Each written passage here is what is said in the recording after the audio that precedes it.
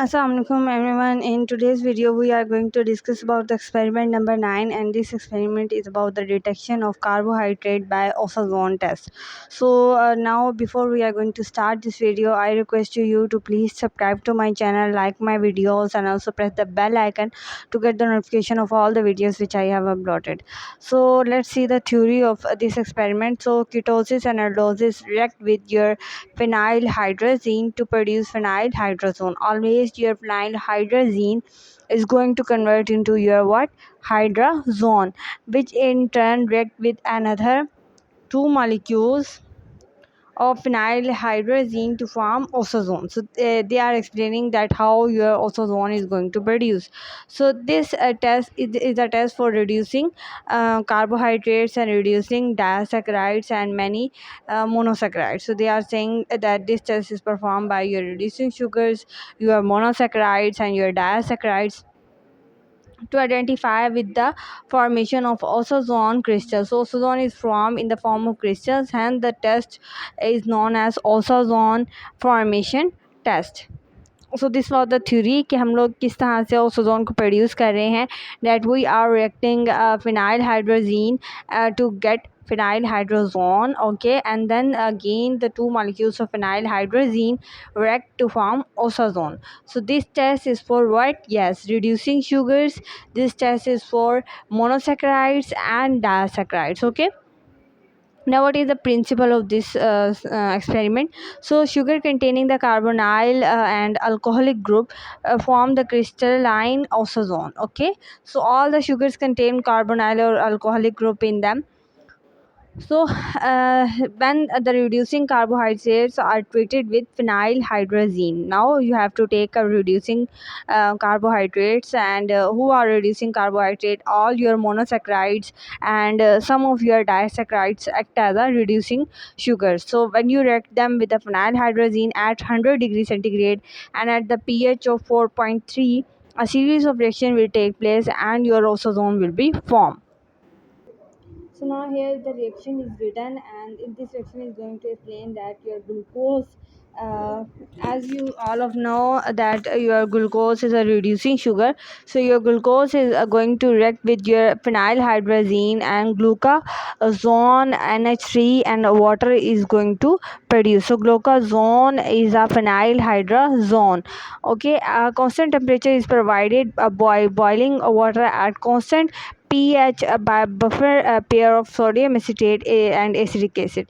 Their action involves only first and second carbon atom, and they form same ozone molecule. Mannose will form the same ozone. Galactose form different. There is a different that different types of reducing sugar can produce same or different type of ozone crystals. Okay, so therefore its crystal shape is different. Okay, that could be different, that lactose could produce a specific shape and maltose could produce a specific shape, and some shape are also similar, okay. So there is no specification between it. So also zone of disaccharide sugar, for example maltose and lactose, are soluble in hot but water but separate out on cooling. So ये भी इसकी एक characteristics आ जाती है. Sucrose का आप बात करते हैं तो वो आपका जो है सुक्रोज एंड स्टार्च, ये क्रिस्टल्स फॉर्म नहीं करेंगे. क्यों नहीं करेंगे? Because they are non reducing sugar, और हमने देखा है कि ये टेस्ट सिर्फ और सिर्फ रिड्यूसिंग शुगर्स के लिए है. तो नॉन रिड्यूसिंग शुगर ये टेस्ट परफॉर्म ही नहीं करेंगे, वो क्रिस्टल नहीं बनाएंगे. They can form crystal only when they are first hydrolyse. अच्छा, ये चीज़ हो सकती है कि हम पहले उनको हाइड्रोलाइज कर लें. जैसे अगर हम सुक्रोज को हाइड्रोलाइज करेंगे तो वो ग्लूकोज में कन्वर्ट हो जाएगा, या किसी और कंपोनेंट में जैसे माल्टोस में कन्वर्ट हो सकता है. तो माल्टोस या ग्लूकोज ये सारे रिड्यूसिंग शुगर है. तो इस तरह उसको अगर हम रिड्यूसिंग शुगर में कन्वर्ट कर दें, देन उसके बाद हम उसको कर सकते हैं. उसके बाद उसके क्रिस्टल्स मतलब बनेंगे. ठीक है. अच्छा, हमने देख लेते हैं कि रिएजेंट कैसे बनेगा हमारा इस रिएक्शन के लिए. तो रिएजेंट बनाने के लिए हमें 3 चीज़ें चाहिए होंगी. एक तो फिनाइलहाइड्रोजीन का सोल्यूशन चाहिए होगा, सोडियम एसीटेट चाहिए, और ग्लाइशियल एसिटिक एसिड चाहिए होगा. सो ओसोजियन का जो मिक्सचर है ये आप कैसे प्रिपेयर करेंगे? आप मिक्स करेंगे फिनाइलहाइड्रोजीन का 1 मोल और 2 मोल आप इसमें ऐड करेंगे 2 मोल्स आप सोडियम एसीटेट के डालेंगे, ठीक है। अब हम लोग ये रिएजेंट हमारा जो है वो बन चुका है। अब हम प्रोसीजर देखते हैं। तो आपने 5 ml के शुगर्स के सोल्यूशन ले लेने हैं, ठीक है। आप ज़्यादातर जो है वो रिड्यूसिंग शुगर के सोल्यूशन लेंगे, जैसे ग्लूकोज, फ्रुक्टोज, माल्टोज, लैक्टोज वगैरह। और कुछ जो सोल्यूशंस हैं वो आप नॉन रिड्यूसिंग की भी ले सकते हैं, बट आपको पता है कि नॉन रिड्यूसिंग टेस्ट परफॉर्म नहीं करना है, बट आपको एक एक्सपेरिमेंट हो जाएगा कि देखिए किस तरह से होता है ये, ठीक है। तो आप क्या करेंगे कि सबसे पहले आपने ये जो ओसोजोन रिएजेंट आपने बनाया था, आपने 1 मोल जो है वो फिनाइल हाइड्रोजीन यूज़ किया और 2 मोल्स आपने सोडियम एसीटेट डाला है उसके अंदर। तो वो जो सोल्यूशन है उसका आपने 0.3 ग्राम मिक्सचर उसका लेना है और उसके अंदर आपने क्या करना है, 3 ड्रॉप्स डालने हैं ग्लाइशियल एसिटिक एसिड के सारे टेस्ट ट्यूब्स के अंदर, ठीक है। अब आपने सारे टेस्ट ट्यूब के अंदर उसको डाल देना है बॉइलिंग वाटर के अंदर। वाटर बाद देंगे आप उसको, और कितना, हर 5 मिनट बाद आप देखेंगे, ऐसे करते जाएंगे, मतलब 5 मिनट बाद आप ट्यूब को बाहर निकालेंगे बॉइलिंग वाटर से और देखेंगे कि क्रिस्टल्स बने हैं या नहीं। अगर क्रिस्टल्स बन गए हैं तो आप स्टॉप कर देंगे और क्रिस्टल्स को ऑब्ज़र्व करना शुरू करेंगे। लेकिन अगर आपके क्रिस्टल्स नहीं बने हैं, फिर दोबारा आप उसको बॉयल करने के लिए रखेंगे और 5 मिनट बाद दोबारा निकाल के देखेंगे कि क्रिस्टल्स बने हैं या नहीं। सो जब तक क्रिस्टल नहीं बनेंगे आप इस तरह से करते रहेंगे, ठीक है।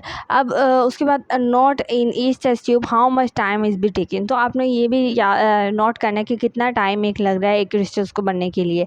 If no crystal appear after 30 minute, अगर आपके 30 मिनट के बाद भी कोई क्रिस्टल नहीं बन रहा है, इट्स मीन कि आप उसको रिमूव कर लें, उसको वाटर ट्यूब से, और उसको कूल कर लें, ठीक है। और कूल करने के बाद आप 5 मिनट के बाद ही ऑब्ज़र्व करेंगे कि क्रिस्टल अपेयर होना शुरू हो जाएंगे।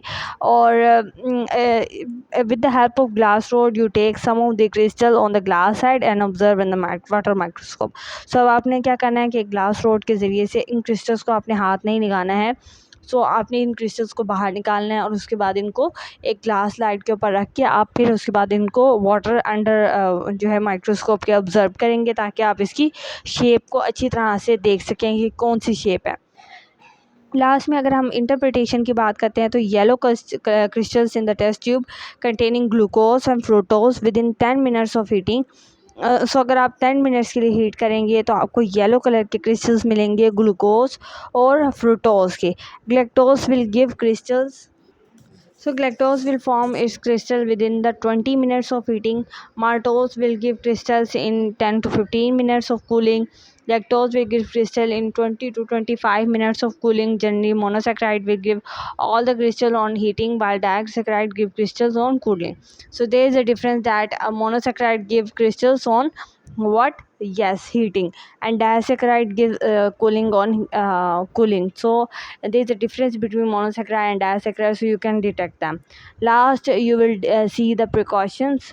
So reagent should be taken in the correct proportion, so you doesn't change their proportion.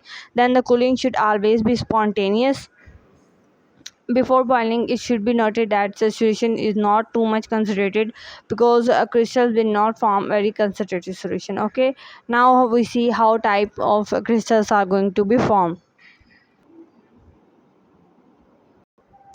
तो यहाँ पर आप लोग देख सकते हैं कि किस तरह से क्रिस्टल्स की जो है फॉर्मेशन दिखाई हुई है। सबसे पहले जो पार्ट है, मैं इस पे जूम करके आप लोगों को दिखाती हूँ।